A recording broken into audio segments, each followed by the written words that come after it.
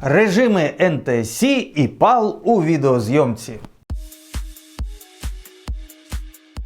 Основна різниця між NTSC і PAL – це швидкість передачі кадрів на секунду. NTSC передає 30 кадрів на секунду, де кожен кадр має 525 рядків розгортки. Натомість PAL означає швидкість 25 кадрів на секунду, де кожен кадр має 625 рядків розгортки. 525 проти 625 рядків. Власне, для приладів відтворення, відеомагнітофонів, DVD-програвачів і повністю цифрових програвачів різниця між PAL і NTSC виключно в специфіці технологій. Більшість моделей відеотехніки всеїдні, приймають сигнал і відтворюють зображення будь-якого зі стандартів без спотворення. В першу чергу варто звернути увагу на частоту рядкової розгортки. Для PAL 625 рядків, для NTSC 525. PAL 625 більше за NTSC 525. Більше ліній вказує на кращу якість зображення, а ось частота кадрів, навпаки, вказує на застосування 30 Гц проти лише 25 Гц. Все це, в принципі, не так важливо.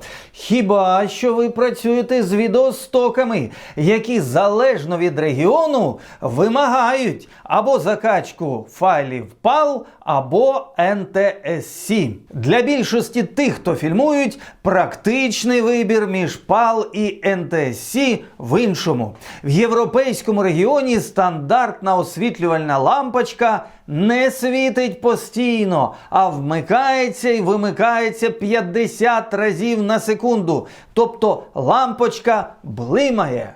Цей стробічний ефект особливо помітний на довгих лампах денного світла. Зате в Сполучених Штатах лампочка блимає 60 разів на секунду. Отже, в Європі джерело електричного світла блимає 50 разів на секунду, а в Сполучених Штатах 60 разів на секунду. І от щоб мерехтіння електроприладів не стробило на знятому вами відео, в європейському регіоні обирають 25 і 50 кадрів на секунду, а в Америці 30 і 60 кадрів на секунду. Науковідмінності між PAL і NTSC помітні за якістю передачі кольору.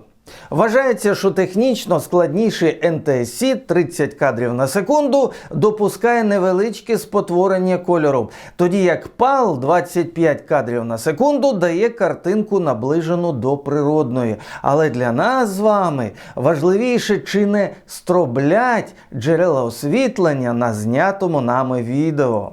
Залишайтеся, друзі, на каналі. В наступному випуску поговоримо про бітрейт, на що варто звернути увагу усім власникам фото-відеокамер та смартфонів. Бітрейт – це насиченість картинки деталями. Тож, який бітрейт оптимальний?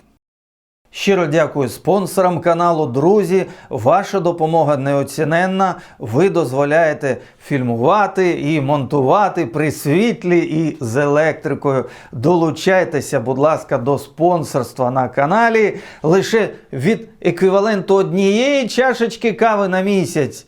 І уроки, заняття з фото-відеозйомки для вас в Ютубі.